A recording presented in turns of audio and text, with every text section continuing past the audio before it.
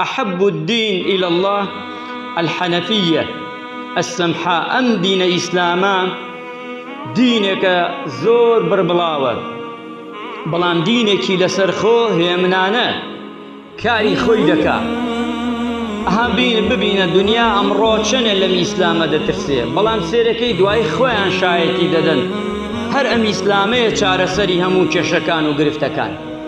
پەشیمان دەبنەوە لە ئەوەڵ و هەڵەتی ئەگەن لەم دینە پاکە جوانە، بەڵام دوایی دیراسەی دەکەن تەماشاکەن دیش دینێک نییە وەک ئەم دینەوە نەپاک بێ، ئەوە نەجوان بێ.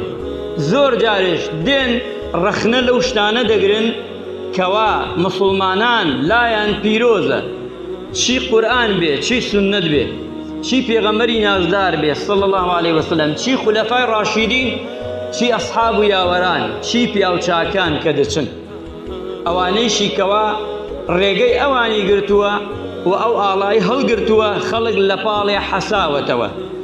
ئەگە تەماشاکەی من نمونەیەکی بچووک لە خزمەتی ئێوەدا باسکەم.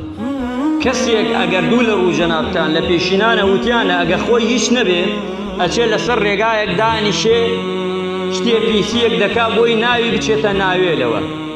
ئەوانەیشی ئاڵکێنە قورئانە، جمێن بە قورئان و بە پێغەمبەر و بە سەحابە و بە ئەولیای خوا و ئەمانە ئەدەن، ئەوانە خۆیان هیچن لە سفر کەمترن، بەڵام گەرەکیانە خۆیان گەورە بکەن بەم پیاوە گەورانە، بەم قورئانە عەزیمە، بەم پێغەمبەرە نازدارە، بەم خولەفا ڕاشیدینە، بەم دینە پیرۆزە، بەم پیاوچاکانە گەرەکیانە خۆیان گەورە بکەن، چونکە ئەوان شارەزای ئەمانە نین. کاتێ قسە دەکەن زوو دەکەونە هەڵە و دوو هەڵە دەکەن و نازانن. ئەبینیت کاتێک کە قسەکەدا دوای پەشیمان دەبێتەوە دەزانێت کە ئەم ئینسانە چەنێ هەڵەی کردووە.